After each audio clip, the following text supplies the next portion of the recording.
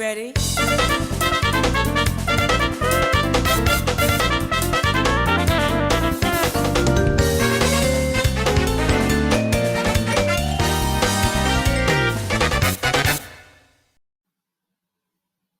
Hey there guys, how you doing? Welcome once again to another video of Google Creates and Comics TV. So I'll just jump right straight into it. But before I do that now, so you subscribe, like, and share this video.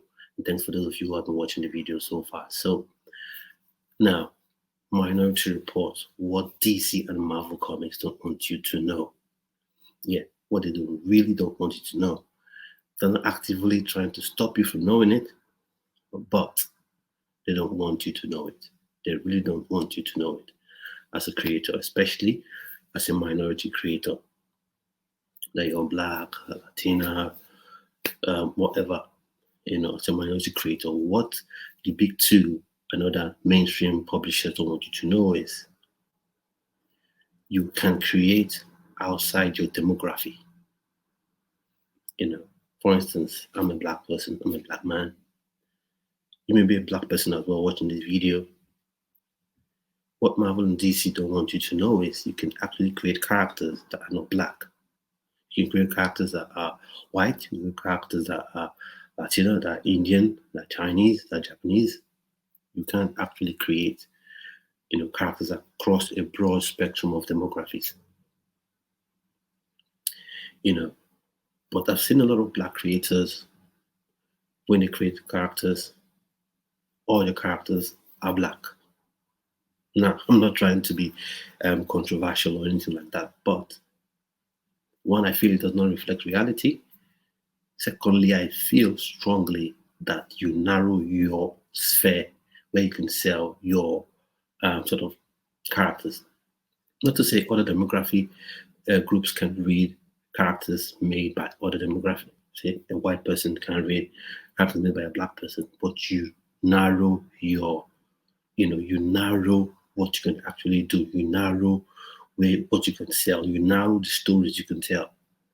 Ask yourself this question: as a black person, I know you watched Black Panther and you've all done the Wakanda Forever pose.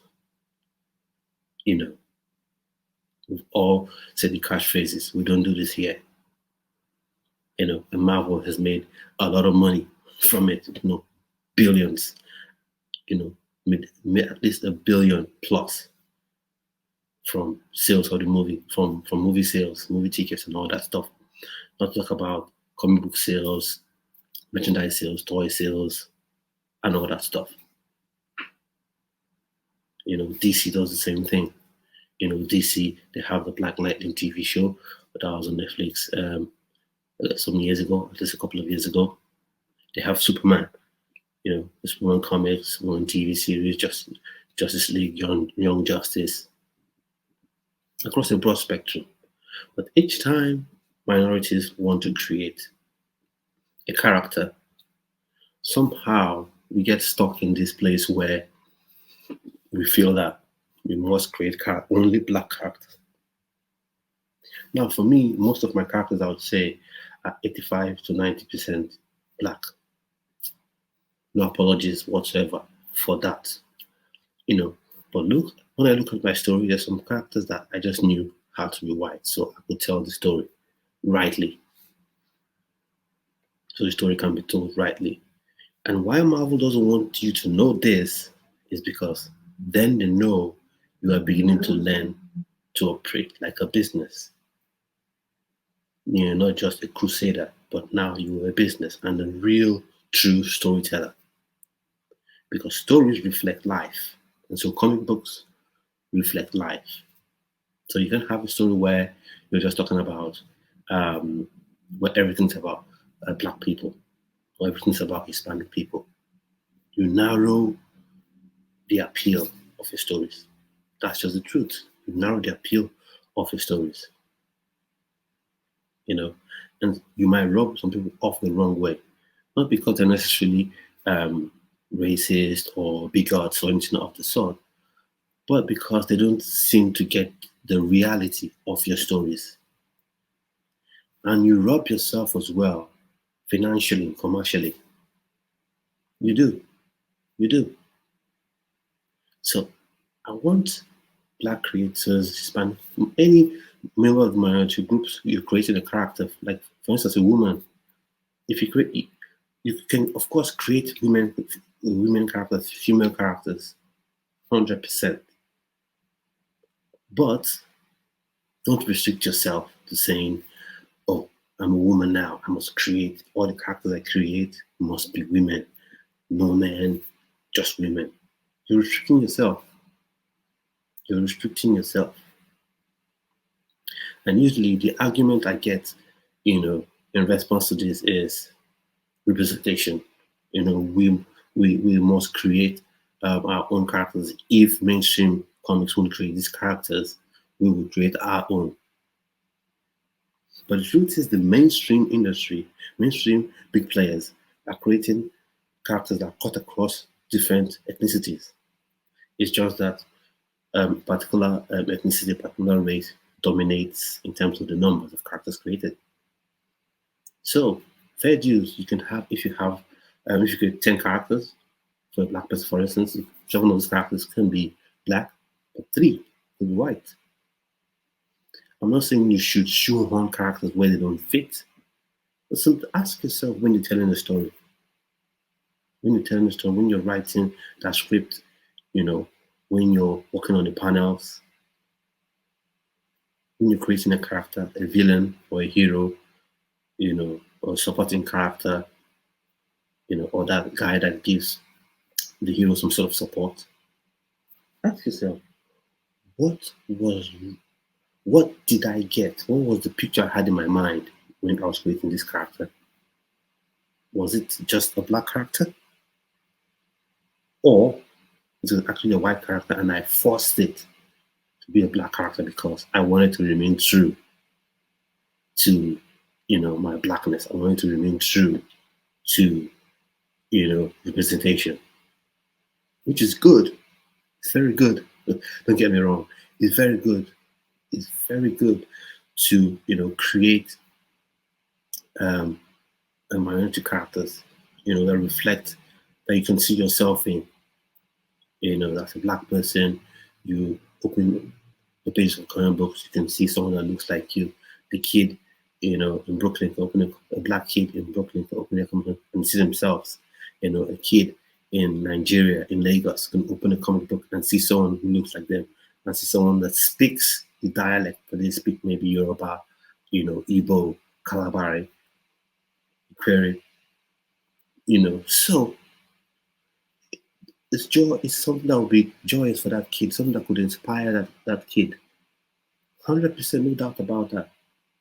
But do not restrict yourself, because one, like I said before, you restrict where you can actually, you restrict your revenue, you restrict your sales because you narrow your market. Because you narrow your market.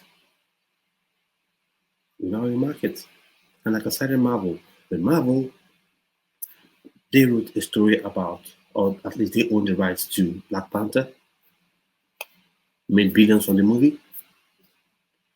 They own the rights to Iron Man, made billions from the movie. You get my train of thought? So you could create a character who's white, we call him Super Flying Dancing Man. Whatever revenue that comes in from that character goes to you. You can write a character called Super Big Black. Whatever money you make, what creates from that character comes to you. And one thing that's most important is you can't tell your story, a real story, without having a reflection in different sort of proportions of people from different demographic. You can't. You can't. And don't let anyone sell this to you, because that's one thing the big boys, the big players don't want you to know. The Marvels, the DCs, and to some lesser extent, Image Comics and the likes. They don't really want you to know that, you can actually you should be able to create characters, you know, that are not just from the demographic that you represent. You know, it's one thing if you're a crusader, and then it's one thing if you're actually a storyteller and you're actually someone who wants to make a living off of writing comics. I know as indie comic writers, we start out writing these comics because we love superheroes, we love territory stories, or comic books. But as we move on, we begin to realize that this is something we can actually make revenue from, we can actually make income from, we can actually earn a living from. And so, if you really want to take it as a serious profession, writing a story, illustrating, publishing, printing, publishing, and selling a comic book, then you must, you must, you must create characters from most demographic, from every demographic possible, as long as it tells your story. You know, if for instance you're in Nigeria telling a story about a Nigerian oil company, polluting the waters, and then a hero arises, definitely you know if you're a Nigerian that most of the oil companies in Nigeria have their senior chairman and things like that who are white men. So you can't now tell that story and not have a white person reflected in there. This is not just because you want to reflect, but you know that is how it works. As a black person, maybe you reside in you're an American, right? You can't write an entire story where everyone is just black because you really wouldn't be representing, you wouldn't really be true. You will not be, you really wouldn't be being true. You wouldn't be being true to the story you're telling. And one thing, again, why Marvel doesn't want you to know this is Marvel and DC, they take dollars, dollars and pounds, yen, euros from everybody, whether you're black, Hispanic, Chinese, Indonesian, Pakistani, Indian, Japanese, Nigerian, Ghanaian, Cameroonian. They take dollars off of all of us. Off of all of us. So if you, for whatever reason, decide that or think that the only way you can tell a true story is it must be all black, 100% black, you know. Now, well, there's sometimes where the story may mean that you have all your characters be black, but in most cases, if you want to tell a true story that has wide reach, then initially it may not include other races, for instance, if you're based in Nigeria, for instance. But if that story is to grow, then as you tell the story, it begins to grow, and you begin to see the need to include people from different demographics into your universe, into the stories you're telling. So this is something the big players don't really want you to know because they keep making money off of it. They keep making money off of it. So like I said, there are two things. You must choose one. Whether you're going to be a businessman making comics or you're going to be a crusader using comics. Now, a crusader, you could have a standpoint where you're preaching on certain causes. Like, for instance, if it's a cancer campaign, you can make your comics and preach about cancer, cancer treatment and all that, and everything you make is about that. Now, you can be a crusader where you're telling stories about black people, where you're just highlighting black stories, fine. But if you want to be a professional storyteller, professional comic book creator, this is something you must learn and adapt. Look at what the big boys are doing. Now they have the resources. Like for instance, DC can live off Superman and Batman. Marvel can live off Iron Man and the X-Men. Only to spread, their characters and to include more characters because we will always watch because we are fans of those books. But if I, for instance, as Wahala Comics, if I really want to get into that business, really want to tell stories, then I have to include you know, different demographic, diverse demographic beyond black, which I am proudly so. For instance, in Heroes League Origins Volume 1, if you haven't read the book, you must just go and get a book, buy it, and read it. It's available as an ebook on Amazon and on Kindle. There is a character known as General Fitzgerald. General Fitzgerald. Now, he leads the Center for Advanced Military Intelligence and Research. Now, he's a white general. He's a general and he's a white man. He's very key and important to the story. To how many heroes get their powers is very key. Now, because when I was thinking about creating this character, what came to my mind was, if I could see a white man with gray hair, gray beard, a general in his early to mid 60s, in late 50s to mid 60s, I say, yeah. So, obey your creativity. And then his canon in the Marvel Comics universe. So, I think at this point, we're coming to the end of this video. But before I end this video, I must say this. Go on, click subscribe, click on the notification bell, and leave a comment in the comment section so that each time I post a video, you would know and you can comment and watch. And leave a comment in the comment section, and I'll always get back to you and I'll reply to your comments. So once again, I'm saying it's Ugo Amadi, creator and founder of Wilder Comics. And I hope you've learned a few things from me about things that DC and Marvel that we want you to know. So do have a good day. Bye-bye.